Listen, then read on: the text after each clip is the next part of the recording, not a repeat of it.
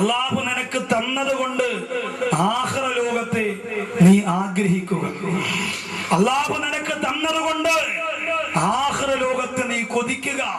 എന്നിട്ട് അള്ളാഹു പറയുന്ന വലാ തൻസാ നസീബക മിനദ് ദുനിയാ, ദുനിയാവിലുള്ള നിന്റെ ഓഹരിയെ നീ മറന്നു പോകണ്ട. എല്ലാം ആഖിറത്തിന് കൊടുക്കണമെന്ന് ഒരിക്കലും ഇസ്ലാം പറയില്ല. സ്വതക്ക ചെയ്യുന്ന വിഷയത്തിൽ പോലും ധൂർത്തടിക്കാൻ പാടില്ല എന്ന് പറയുന്ന ഒരൊറ്റ മതം ഇസ്ലാം മതം മാത്രമേ ഉള്ളൂ. ധൂർത്തടിക്കാൻ പാടില്ല. സഅദ് റളിയല്ലാഹുവിന്റെ വുളു എടുത്തുകൊണ്ടിരിക്കുമ്പോ അല്ലാഹുവിന്റെ റസൂൽ വന്നിട്ട് പറഞ്ഞു, സഅദേ വെള്ളം കുറച്ച് ഉപയോഗിക്കുക, സഅദേ ആവശ്യമില്ലാതെ വെള്ളം പാഴാക്കരുത്. സഅദ് റളിയല്ലാഹു പറഞ്ഞു, അല്ലാഹുവിന്റെ റസൂലേ വുളു എടുക്കാൻ ധാരാളം വെള്ളമുണ്ടല്ലോ, പിന്നെ ഇച്ചിരി കൂടുതൽ പാഴിപ്പോയാൽ എന്താ? അല്ലാഹുവിന്റെ റസൂൽ പറഞ്ഞു, ഒഴുകുന്ന നദിയുടെ അരികിലാണ് നീ ഉള്ളതെങ്കിൽ പോലും ഒരു തുള്ളി വെള്ളം പോലും നീ പാഴാക്കരുത് എന്ന് നബിയുനാ മുഹമ്മദ് മുസ്തഫ. ഒഴുകുന്ന നദിയുടെ മുമ്പിലാണെങ്കിൽ പോലും ആവശ്യമില്ലാതെ വെള്ളം ഒഴുക്കി കളയരുത്. ഇപ്പൊ വുളു എടുക്കാൻ വേണ്ടി മാത്രമാണ് ഹൗദിൽ വെള്ളമുള്ളതെങ്കിൽ ഒരു മസലയാണ്. വുളുവിന് വേണ്ടി മാത്രം ഉപയോഗിക്കുക. ചില പള്ളികളുടെ മുമ്പ് എഴുതി വെച്ചിരിക്കും, വുളുവിന് വേണ്ടി മാത്രം ഈ വെള്ളം ഉപയോഗിക്കുക എന്ന് എഴുതി വെച്ചിരിക്കുന്ന സ്ഥലത്ത് 3 പ്രാവശ്യം കൈ കഴുകിയിട്ട് 4ാമത് കൈ കഴുകൽ ഹറാമാണ്. ഹറാമാണ്. ഫിഖ്ഹി മസ്അലയാണ്. വുളുവിന് വേണ്ടി മാത്രം ഉപയോഗിക്കുക എന്ന് പറഞ്ഞുകൊണ്ട് ഒരു ഹൗദ്, ഇത് വുളുവിന് വേണ്ടി മാത്രം ഉപയോഗിക്കുക. അങ്ങനെ എഴുതി വെച്ച സ്ഥലത്ത് പോയി കൈ കഴുകുമ്പോ 4ാമതൊരു പ്രാവശ്യം കൂടി കഴുകൽ ഹറാമാണ്. അല്ലാഹു കാത്തുരക്ഷിക്കട്ടെ. അതുകൊണ്ടല്ലേ നമ്മുടെ നാടിന്റെ അടുത്ത് അന്ത്യവിശ്രമം കൊള്ളുന്ന ബഹുമാനപ്പെട്ട തഴവ ഉസ്താദ്, അല്ലാഹു ആ മഹാന്റെ ഖബർ വിശാലമാക്കി കൊടുക്കട്ടെ. ബഹുമാനപ്പെട്ട തഴവ ഉസ്താദ് പള്ളിയിൽ പോയിട്ട് കഞ്ഞി കുടിച്ചപ്പോ, പ്ലാവില കൊണ്ടുവന്നിട്ട് കുടിക്കാൻ കൊടുത്തപ്പോ പള്ളിയുടെ പ്ലാവിന്റെ ഇലയാണെന്ന് മനസ്സിലാക്കിയിട്ട് എനിക്കത് വേണ്ട എന്ന് പറഞ്ഞ് മാറ്റിവെച്ചെങ്കിൽ എന്തുകൊണ്ടാ പ്രിയമുള്ളവരെ? സൂക്ഷ്മതയാണ്. നമ്മുടെ ഹൗദിൽ വുളു എടുക്കുന്ന രംഗം നമ്മൾ ചിന്തിക്കുക. നമ്മുടെ ചെറുപ്പക്കാർ ഇന്നലെ ഒരു സ്ഥലത്ത്, ഇന്നലെ വടുതല, ആലപ്പുഴ ജില്ലയുടെ വടുതല, ഒരു പഴയകാലത്തൊരു സെയ്ദ് മുഹമ്മദ് മൗലാന എന്ന് പറയുന്ന ഒരു മഹാൻ, അല്ലാഹു ഖബർ വിശാലമാക്കട്ടെ, ആ മഹാൻ വെച്ചുകൊടുത്ത കുറെ പിന്നെ പള്ളികളുണ്ട്. ആ പള്ളികളിൽ എന്റെ പ്രിയപ്പെട്ടവരെ ചെന്നപ്പോൾ അവിടെ എഴുതി വെച്ചിരിക്കുന്നു, കാല് ഹൗദിൽ ഇട്ട് കഴുകരുത്. അങ്ങനെ ഒരു കറാമറപ്പ് കാണിച്ചുകൊണ്ടല്ലേ എഴുതി വെച്ചത്? അല്ലെങ്കിൽ എഴുതോ? വുളു എടുക്കാൻ പോകുമ്പോ എളുപ്പമുണ്ട്, കാല് 2 എടുത്തിട്ട് സോണോ 2 കുലുക്കം കുലുക്കി എണീച്ചെങ്കിൽ പോയ റാഹത്ത. അതുകൊണ്ട് അവര് കമ്മിറ്റിക്കാർ എഴുതി വെച്ചു, കാല് ദയവ് ചെയ്ത് ഹൗദിൽ ഇട്ട് കഴുകരുത്. എന്തൊരവസ്ഥയാണ്!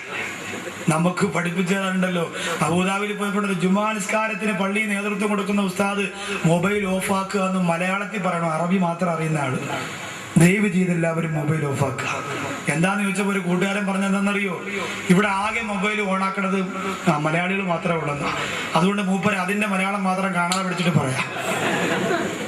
നമ്മൾ പിന്നെ എവിടെ പോയാലും പേരെടുക്കാൻ ഭയങ്കര സെറ്റപ്പാ. അല്ലാഹ് വേണ്ടി വെച്ചാൽ അതിനൊരു വല്ലാത്ത കഴിവാ. ഗൾഫിൽ പോയാലും നമ്മൾ സുജൂദിരിക്കുമ്പോ നമ്മുടെ മൊബൈലില് പാട്ട് കേട്ടുകൊണ്ട് നമ്മൾ എനിക്കുള്ള ആ ഒരു അവസ്ഥയാണ്. അല്ലാഹു കാത്തുരക്ഷിക്കട്ടെ. അതുകൊണ്ട് ഹൗദിലെ വെള്ളം പോലും ഉപയോഗം ചെയ്യരുത്, പാഴാക്കി കളയരുതെന്ന് പഠിപ്പിക്കുന്ന മതത്തിന്റെ അടികളാറ ഞാനും നിങ്ങളും. എന്റെ പ്രിയമുള്ള സഹോദരാ, അനാവശ്യമായി അർഹതപ്പെട്ടവർക്കാണെങ്കിൽ പോലും ഒരുപാട് പണം സ്വതക്ക ചെയ്യാനും പാടില്ല. സ്വതക്ക ചെയ്യുന്നതിൽ വരെ നിയന്ത്രിക്കണമെന്ന് പഠിപ്പിക്കുന്ന മതം വിശുദ്ധ ഇസ്ലാം മാത്രമാണ്. ഭാര്യയ്ക്ക് കൊടുക്കണം, മക്കൾക്ക് കൊടുക്കണം, എന്നിട്ട് നീ സ്വതക്ക ചെയ്താൽ മതി എന്ന് പറയുന്ന മതം.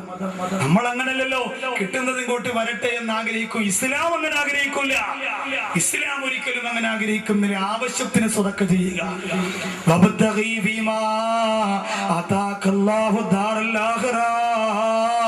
അല്ലാഹു തന്നതുകൊണ്ട് ആഖിറത്തെ നീ മോഹിക്കുക. അല്ലാഹു തന്ന ദുനിയാവിന്റെ സുഖം നീ മറന്നു പോകണ്ട. നിനക്ക് ദുനിയാവിൽ നല്ല വീട് വെക്കണം, നല്ല വീട് തന്നെ വെക്കണം, നല്ല വീട് തന്നെ വെക്കണം. ഇന്ന് ചില ആൾക്കാർ, നാട്ടിലുള്ള ചില ആൾക്കാർ പറയും, ഉസ്താദുമാർക്ക് വലിയ വീട് വെച്ചുകൂടാ. ഉസ്താദുമാർക്ക് വലിയ വീട് വെച്ചില്ല. എന്റെ വീട് പാലുകാച്ചൻ എന്ന ഒരാള് തിരുവനന്തപുരത്തുനിന്ന്, എന്റെ ജുമാ പ്രസവമൊക്കെ കേൾക്കണ ആളാ, തിരുവനന്തപുരത്തുനിന്ന് വന്ന് വീട് പാലുകാച്ചിന് വന്നതോടുകൂടി പുള്ളിക്കാകെ ടെൻഷൻ. ഒരു ചെന്ത, ഉസ്താദിന്റെ വീട്ടിലെ ബാത്റൂമിൽ യൂറോപ്യനാണല്ലോ. യൂറോപ്യൻ ക്ലോസറ്റ് മുസ്ലിയാരിക്ക് വെച്ചുകൂടാത്ര. മുസ്ലിയാർ പാവപ്പെട്ടവനെ പോലെ കയ്യിൽ കൊടുത്ത് പണയൊക്കെ ഇരിക്കുമ്പോ സമാധാനം. അള്ളാഹു നിനക്ക് തന്ന പണം ഉണ്ടല്ലോ, പൂത്തി വെച്ചിട്ട് ഈ കാലഘട്ടത്തിൽ പോലും വീട്ടിൽ ഭാര്യക്ക് അയൺ ചെയ്യാൻ ഒരു അയൺ ബോക്സ് വാങ്ങിച്ചു കൊടുക്കാത്ത പിശുക്കന്മാരുണ്ട്. ഇപ്പോഴും അലുമാ പള്ളി പോയ സമയമായി ചിരട്ട കത്തിക്കൂ, ചിരട്ട കത്തിച്ച് ഒരിക്കലും നൂരാത്ത മുണ്ട് ഇങ്ങനെ താത്ത 150 രൂപ കൊടുത്താൽ കിട്ടും. ഭീമാപ്പള്ളി പോയ സ്ത്രീ കിട്ടും. 150 രൂപ കൊടുത്താൽ മതി. ചിലപ്പോൾ 3 എണ്ണം കിട്ടും, 2 എണ്ണം ഫ്രീ കിട്ടും. പെരുന്നാളിന് പോയാൽ മതി. ചിലപ്പോൾ ഒരു CD കാസറ്റും കിട്ടും. അത് പിന്നെ എല്ലാത്തിന്റെ കൂടെയും ഫ്രീയാ. അങ്ങനെ കിട്ടുമ്പോ ഗ്യാരണ്ടി ഒന്നുമില്ല. നിങ്ങൾ ചോദിക്കും 50 രൂപയ്ക്ക് വാങ്ങിച്ചാലും ഗ്യാരണ്ടി ഉണ്ടോന്ന് ചോദിക്കണേ. അവര് പറയും ഭാഗ്യമുണ്ടെങ്കിൽ നിങ്ങൾ മരിക്കുന്നത് വരെ സ്ത്രീ ആയുസോട് കൂടി ഇരിക്കും. ഇല്ലെങ്കിൽ കൊണ്ടുവച്ച് ഒന്നാമത്തെ തേപ്പിൽ തന്നെ ഡബിൾ മുണ്ട് അകത്ത് കയറി അങ്ങ് പോകും. ചൂട് പിടിച്ച് സ്ത്രീ തിന്നും. അത് ഭാഗ്യം പോലെയാണ്. അവിടുത്തെ സാധനം കുന്നംകുളത്തെ സാധനം ഭാഗ്യം പോലെയാണ്. ആ 2 സ്ഥലത്തെ സാധനം ഭാഗ്യ പരീക്ഷണം. എന്നാലും ഒന്ന് വാങ്ങിക്കൂടെ നമ്മുടെ കുടുംബത്തിന് കൊടുക്കാൻ. മോട്ടർ വെക്കാത്തവരില്ലേ, പണമില്ലാത്തത് കൊണ്ടല്ല, എന്റെ ഭാര്യയില്ലേ അവളത് ചെയ്യട്ടെ എന്ന് പറഞ്ഞിട്ട് കഷ്ടപ്പെടുത്തുന്ന എത്രയോ പേരുണ്ട്. വേണ്ട, നല്ല ഒരു വീട്, നല്ല ഒരു വാഹനം, നല്ല ഒരു ഭാര്യ, മാന്യമായ രീതിയിലുള്ള ഭക്ഷണ വിഭവങ്ങളല്ല നിന്റെ വീട്ടിന് അനുവദനീയമാണ്.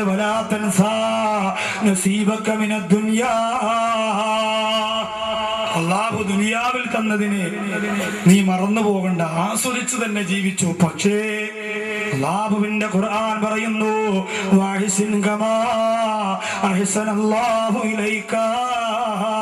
അല്ലാഹു നിന്നോട് ഗുണം ചെയ്തതുപോലെ, അല്ലാഹു നിനക്ക് അനുഗ്രഹം ചെയ്തതുപോലെ നീ തിരിച്ചും ചെയ്യുക എന്ന് അല്ലാഹുവിന്റെ റസൂല് പഠിപ്പിക്കുമ്പോ, പ്രിയമുള്ളവരെ, നമുക്ക് അല്ലാഹു ചെയ്തു തന്നതുപോലെ നമ്മളും തിരിച്ചു ചെയ്യണം.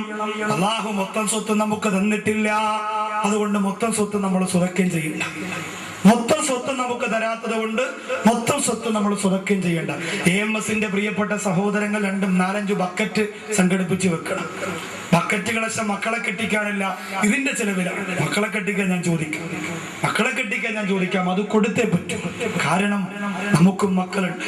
നമ്മുടെ പണം ഏത് രീതിയിലാണ് ചിലവഴിക്കേണ്ടി വരുന്നതെന്ന് അല്ലാഹു അഅലം. അല്ലാഹു സാമ്പത്തിക ഭദ്രത തരട്ടെ. ഇപ്പോഴല്ല ഞാൻ പറയും, ഇൻഷാ അല്ലാഹ്. എടുത്ത് തയ്യാറാക്കി വെച്ചിരുന്നാൽ മതി.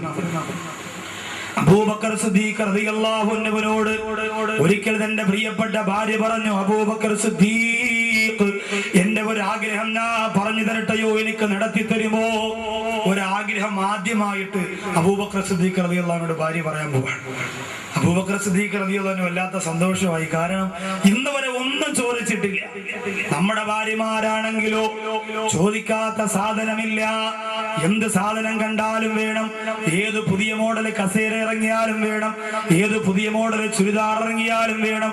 എന്റെ പ്രിയമുള്ളവരെ, ജീവിതത്തിൽ ആദ്യമായി സയ്യിദുനാ അബൂബക്കർ സിദ്ദീഖ് റളിയല്ലാഹു തആല അൻഹുവിനോട് പ്രിയപ്പെട്ട ഭാര്യ പറയുന്ന, ഞാനൊരു ആഗ്രഹം പറയട്ടെ, നടത്തി തരുമോ? സന്തോഷത്തോടെ അബൂബക്കർ സിദ്ദീഖ് റളിയല്ലാഹു അൻഹു പറഞ്ഞു, നീ പറയാൻ വേണ്ടി ഞാൻ കാത്തിരിക്കുകയാണ്.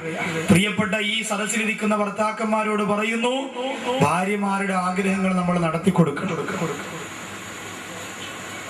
അവർക്ക് കൊതിയുണ്ടാവും ഭർത്താവിന്റെ കൂടെ ഒന്ന് ഹോസ്പിറ്റലിൽ പോകണമെന്ന്. അവർക്ക് കൊതിയുണ്ടാവും. കുഞ്ഞിന് പനി വരുമ്പോ സഹോദരി മാത്രം ഓട്ടോ വിളിച്ച് ഞാൻ പോവാണെന്ന് പറഞ്ഞ് ഹോസ്പിറ്റലിൽ പോയി ക്യൂ നിൽക്കുമ്പോൾ അവള് വിചാരിക്കും, എല്ലാരും ചോദിക്കും, ഹസ്ബൻഡ് വന്നില്ലേ? ഹസ്ബൻഡ് വേണം, ഹസ്ബൻഡ് വേണം, ഇങ്ങനെ പറയും. സങ്കടമാ പ്രിയപ്പെട്ടവരെ. ഒന്ന് പോണം. കഷ്ടപ്പാട് നമ്മൾ അറിയണം. കുഞ്ഞുങ്ങളെ നോക്കുന്നതിന്റെ കഷ്ടപ്പാട്. ഇപ്പൊ എന്റെ ഭാര്യ എന്നോട് പറഞ്ഞെന്താണെന്നറിയോ? വീട്ടിൽ രാവിലെ 7 മണിയാകുമ്പോ വിളി തുടങ്ങും. മൂത്തോ പറഞ്ഞു, കരച്ചിലോട് കരച്ചില. നഴ്സറി പോകാൻ എന്തൊരു മടിയാ. എന്റെ മോൻ തന്നെ ഒരു കാരണവശാലും കെട്ടിയിട്ടാലോ സ്കൂളിൽ പോകില്ലെന്ന് പറഞ്ഞിട്ട് ബഹളോ. ആ സമയത്ത് ഞാൻ പറഞ്ഞു, നീ ചൂടാവാതില്ല, നീ ഈ നാക്കൊണ്ട് ഇങ്ങനെ അലക്കലുണ്ടല്ലേ. ഓ അറിയാം, 2 ദിവസം വീട്ടിൽ നിന്ന് നോക്കുമ്പോ അറിയാം മക്കളെ ഗുണം. ഭാര്യ എന്നോട് പറയാ, എന്ന് പറഞ്ഞാൽ നമ്മൾ 2 ദിവസം വീട്ടിൽ നിന്ന് മക്കളെ ഒന്ന് നഴ്സറി കൊണ്ടുപോകാനും ഒന്ന് കുളിപ്പിക്കാനും ഒന്ന് അടുത്ത് നിൽക്കാനും സമയം കാണുമ്പോഴാണ് നമ്മുടെ ഭാര്യമാർ നമ്മുടെ മക്കളെ നോക്കാൻ എന്തുമാത്രം കഷ്ടപ്പെടുന്നുണ്ട് എന്ന് നമുക്ക് മനസ്സിലാവുക. പ്രിയമുള്ളവരെ, നമ്മൾ ചിന്തിക്കണം. ചെറിയ കാര്യമൊന്നുമില്ല. ഭാര്യമാർക്ക് ആഗ്രഹമുണ്ടാകും വല്ലപ്പോഴും ഭർത്താവിന്റെ കൂടെ കടയിൽ പോയിരുന്നൊരു മസാല ദോശ കഴിക്കണം. കരുനാഗപ്പള്ളി പുട്ടുകടാന്ന് എല്ലാവരും പറയണം. എത്രയോ ഭാര്യമാരെ ഓച്ചറേന്ന് കൊണ്ടുപോയി. എനിക്കും കിട്ടി ഒരു പണത്താ. ഇതുവരെ അങ്ങനെ പറയിപ്പിക്കരുത്. കൊണ്ടുപോകണം, ഏതെങ്കിലും സ്ഥലത്തൊക്കെ കൊണ്ടുപോകണം. കൊണ്ടുപോയിട്ട് സമയം കിട്ടുമ്പോഴൊക്കെ ഉണ്ടല്ലോ, കൊണ്ടുപോയി എവിടെയെങ്കിലും ഒന്ന് കടപ്പുറത്താണെങ്കിലും കുഴപ്പമില്ല, നീ കൂടെ പോകണം, കൂട്ടുകാരന്റെ കൂടെ വിടരുത്. ഹലോ, എനിക്ക് വരാൻ ടൈമിൽ, അതുകൊണ്ട് ഷാനവാസിനെ അങ്ങോട്ട് വിടാം, ബീച്ച് വരെ ഒന്ന് പോയിട്ട് വാ എന്ന് പറയരുത്. അത് കൊലച്ചതിയാണ്. അത് ചെയ്യരുത്. ഭാര്യക്ക് സന്തോഷമായിരിക്കും, കൊള്ളാം, അവര് കേൾക്കാൻ വേണ്ടി കാത്തിരിക്കാം. പക്ഷെ നീ അങ്ങനെ അവരെ കൊലയ്ക്ക് കൊടുക്കരുത്. അള്ള കാത്തുരക്ഷിക്കട്ടെ. വല്ലപ്പോഴും ഒക്കെ കൊണ്ടുപോകണം. കടയിലൊക്കെ കൊണ്ടുപോയി ഇച്ചിരി മസാല ദോശയൊക്കെ വാങ്ങിച്ചു കൊടുത്ത് എങ്ങനെ ഉണ്ട് എന്നൊക്കെ ചോദിക്കണം. ഭർത്താവിന്റെ മനസ്സങ്ങോട്ട് അറിയട്ടെ. നിങ്ങൾ അങ്ങനെ ചെയ്താൽ അവർക്ക് എന്ത് സന്തോഷമാകുമെന്നറിയും. അതുകൊണ്ടാണ് ഈ മഴവിൽ മനോരമയും വെറുതെ എല്ലാ ഭാര്യയും പിന്നെ കുടുംബകഥയൊക്കെ കണ്ടുകൊണ്ട് പ്രിയപ്പെട്ട ഭാര്യമാര് ചാനലിന്റെ മുമ്പിൽ നിന്ന് വിറങ്ങലിച്ചുകൊണ്ടിരിക്കുന്നത് എന്താ? നല്ല ഒരു നട്ടലുള്ള ഭർത്താവാകാൻ നിനക്ക് കഴിയാത്തത് കൊണ്ടാ. ഭർത്താവ് എന്ന് പറയുന്നത് പെണ്ണിന്റെ വികാര പൂർത്തീകരണത്തിന് മാത്രമുള്ള യന്ത്രമല്ല പ്രിയപ്പെട്ടവരെ. മനസ്സും തമ്മിലുള്ള ഒരു വല്ലാത്ത സ്നേഹബന്ധമാണ്. നിങ്ങളുടെ ഭാര്യ നിങ്ങളെ ഏറ്റവും അധികം ഇഷ്ടപ്പെടുന്ന ഒരു രംഗം ഞാൻ പറയട്ടെ. ഒരു ദിവസം അവൾ അറിയാതെ കഴുകാൻ വേണ്ടിയിട്ടിരിക്കുന്ന ഡ്രസ്സ് വാഷിംഗ് മെഷീനിൽ വെക്കാതെ നിങ്ങൾ എടുത്തുകൊണ്ടുപോയി ഭാര്യയുടെ സാരി, ഭാര്യയുടെ പർദ്ദ നിങ്ങളൊന്ന് കഴുകി നോക്കി. ജീവിതത്തിൽ ആദ്യത്തെ സംഭവമാണെങ്കിൽ ഉടനെ തന്നെ പെണ്ണുമുള്ള ഹുസൈൻ ബാദലിക്ക് വിളിക്കും. ഉസ്താദെ, ഭർത്താവിന് വാറ കൂടി ഓടി പറയണേ, എന്തെങ്കിലും ഒന്ന് ഓതി